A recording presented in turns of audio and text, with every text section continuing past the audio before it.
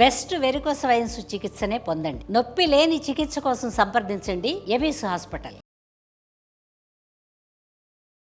నమస్కారం. కార్తీక పురాణం 22వ రోజు పారాయణలోకి వచ్చాం. పురంజయోపాఖ్యానం వింటున్నాం మనం. అత్రి మహాముని తిరిగి ఇట్లా చెప్తున్నారట. ఇలాగా సుశీలుని మాట విని పురంజయుడు విష్ణువాలయానికి వెళ్ళి పుష్పములతోనూ ఫలములతోనూ చిగురుటాకులతోనూ దళములతోనూ షోడశోపచార పూజలతోనూ తోటి హరిని పూజించి ప్రదక్షిణ నమస్కారములను సమర్పించి నాట్యమును చేసి హరిమూర్తిని బంగారంతో చేయించి ప్రదక్షిణ నమస్కారాదులతో పూజించాడు. అంటే ఈయన రకరకాల పూజలు చేశాడనమాట. ఈ దళాలు అనగానే తులసి దళము, మారేడు దళము అవన్నీ కూడా సమర్పించాడు.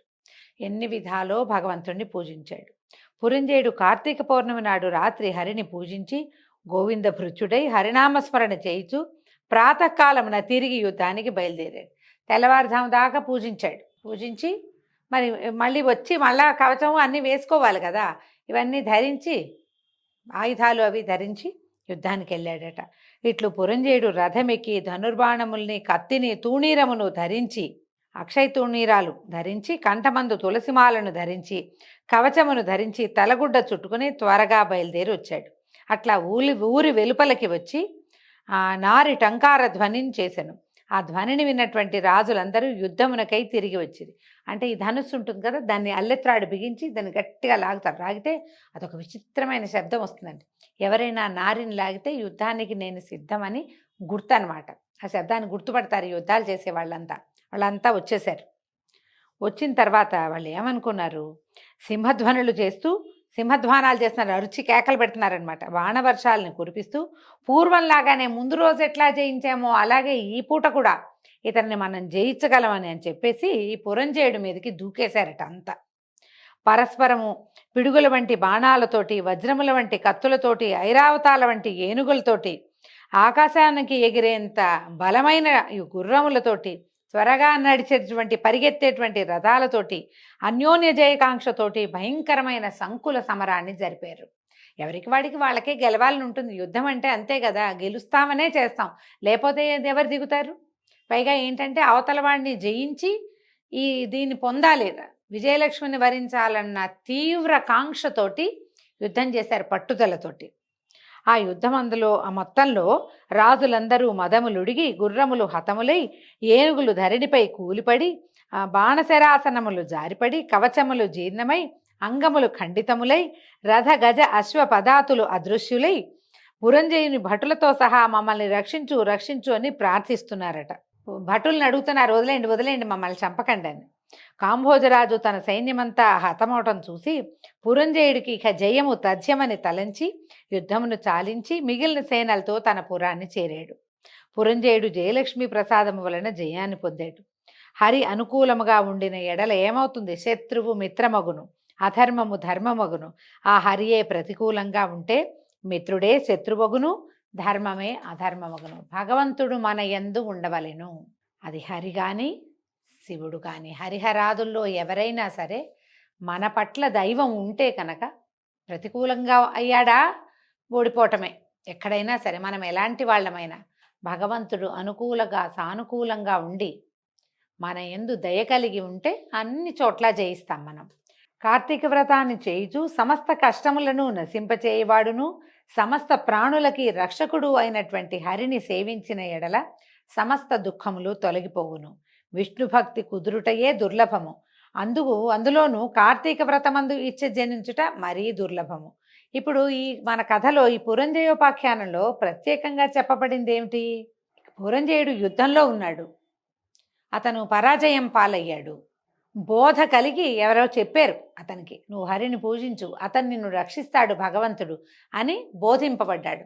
మనం సాధారణంగా ఈ బోధలు వింటాం కదా, ఫలానా వాళ్ళ దగ్గరికి వెళ్ళి నీ సమస్య తీరిపోతుంది అని. అలాగే కొత్త దైవాల వెంబడి వెళ్ళిపోతారు. మనకే సొంతానికి బోలెడు ధర్మాలుంటే మన ధర్మాల్లోనే ఉత్కృష్ట ధర్మంగా ఏది చెప్పబడిందో దాన్ని ఆచరిస్తే సరిపోతుంది.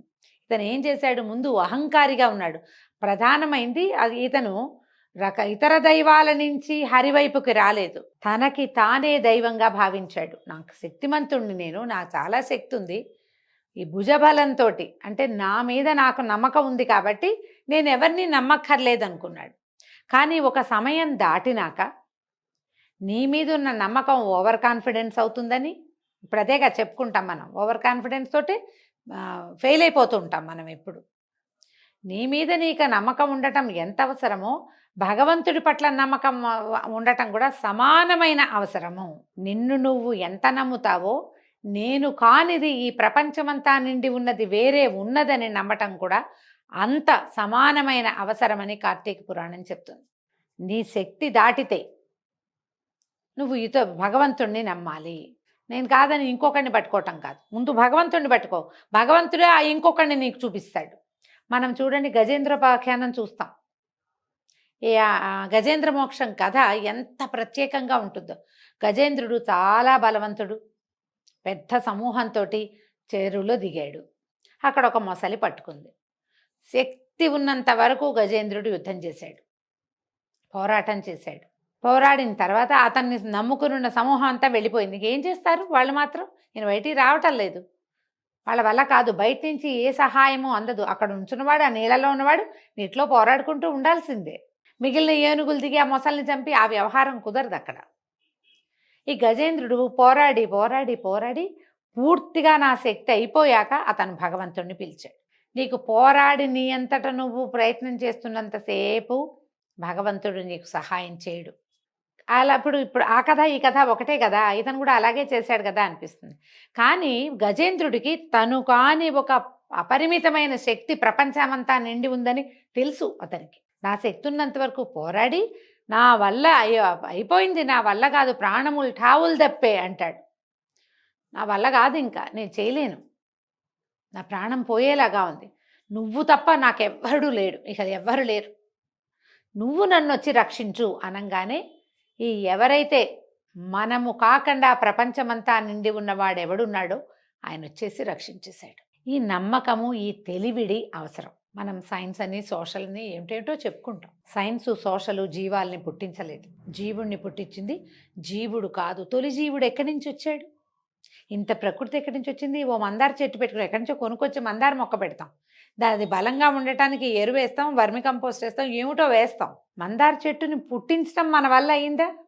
అందులో ఉన్న ఆ రంగున, ఆ ఆకులకి ఆకుపచ్చ రంగు, ఆ పువ్వుకి ఎరుపు రంగో పసుపచ్చ రంగో మనం పెట్టలేదే. ఆ రంగు ఇంకా అందంగా ఉండడానికి, ఇంకొంచెం బాగా ఉండడానికి ఏమైనా పైన వేస్తావు నువ్వు. లోపలది ఎక్కడి నుంచి వచ్చింది? ఆ లోపల ఉన్నది వేరొకటి అనే తెలివిడి ఉండటమే అవసరమైంది. ఆ ఒక్క జ్ఞానం ఉంటే మనల్ని మనం నమ్ముతూ, మన కాన్ఫిడెన్స్ తోటి, మన బలంతో మనం పనిచేస్తూ, బలము చాలలేదన్నప్పుడు మనకంటే బలి అయిన వాడు ఎవడున్నాడో అతనిని ప్రార్థించాలి. అతను నీ ప్రార్థనని అతను ఒప్పుకుంటాడు. ప్రకృతి అంటాం దాన్ని, మన చుట్టూతా ఉన్నది, దాన్ని నమ్మాలి కదా. ఆ నమ్మిన వాళ్ళ కథలే ఇవి. కొంతమందికి తెలియక కూడా ప్రార్థించిన వాళ్ళు కథలు కూడా చూపించారు కదా. మనం అజామిళోపాఖ్యానం విన్నాం. అట్లాగే అతనికి ఏం తెలియదు, భగవంతుడి మీద నమ్మకం లేదు, పూజ లేదు, పునస్కారం లేదు, వేదబాహ్యుడుగా ఉన్నాడు. అయినా కూడా నారాయణ నామస్మరణ వల్ల అతనికి మోక్షం లభించింది. అదొక కథ. అయితే నీ తెలివి మీద, నీ శక్తి మీద నీకు నమ్మకం ఉంటే, ఆ నమ్మకంతో పాటు నిన్ను మించిన శక్తి ఇంకొకటి ఉన్నది, నిన్ను సృజించిన శక్తి వేరొకటి అని ఆ శక్తిని తెలుసుకోమనే పురంజయోపాఖ్యానం చెప్తుంది. ఇది చూడండి, కలియుగంలో ఒక హరిభక్తులై కార్తీక వ్రత పరాయణులైన వాళ్ళు శుద్ధ వైష్ణవులని తెలుసుకొనవలెను. కార్తీక వ్రతం చేయిచు హరిభక్తి కలిగిన శూద్రులు వైష్ణవోత్తములు అనబడుదురు. ఇలా ప్రత్యేక వాక్యాలు రాస్తారండి. దీని మీదకి వెళ్ళొద్దు, మనం పురాణంగా విందాం అంతే. బ్రాహ్మణులై వేదం చదివినను హరిభక్తి లేని వారు బ్రాహ్మణులు కానట్టే. వేదాభ్యాసం చేసి హరిభక్తి కలిగి కార్తీక వ్రతపరాయణుడైన వాడు వైష్ణవోత్తముడు, వాని యందు హరి నివసించును. ఏ జాతివాడైనా దుస్తర సంసార తరణేచ్ఛ కలిగినేని హరిభక్తిని తెలుసుకొనవలెను. అట్లయినచో వానిని విష్ణుమూర్తి అప్పుడే తరింపజేయును. ఓ అగస్త్య మునీంద్ర, హరిభక్తి పరాక్రమాన్ని ఏ విధంగా వారిని ఒట్టి పరాక్రమం కత్తులు కటార్లు తిప్పేది కాదు, హరిభక్తి పరాక్రమం గురించే చెప్పలేం మనం, అది చాలా పెద్దది. పరాశరాదులు, వశిష్ఠాదులు, అంబరీషాదులు, సగరాదులు కూడా హరిని ఆశ్రయించి పరమపదాన్ని పొందారు. హరిభక్తి యందు నిత్యవ్రతము కలవాడై తాను స్వతంత్రుడైనను అన్యతంత్రుడైనను హరిపూజాసక్తుడు కావలెను. హరి భక్తి ప్రియుడు భక్తులు హరికి ప్రియులు. హరి తన భక్తులకు ఐహికాముష్మికములను ఇచ్చి కాపాడును. ఐహికము ఆముష్మికము ఇక్కడ ఇహలోకంలో ఇక్కడ సుఖాన్ని ఇస్తాడు, పరలోక ముక్తిని సుఖాన్ని కూడా ఇవ్వగలుగుతాడు. భగవంతుడు సమస్త చరాచరములకు ప్రభు అయినటువంటి హరి ప్రపంచమంతా నిండి ఉంటాడు. అట్టి హరి యందు భక్తి కలవానికి కార్తీక వ్రతము సులభమని తెలుసుకొనవలెను.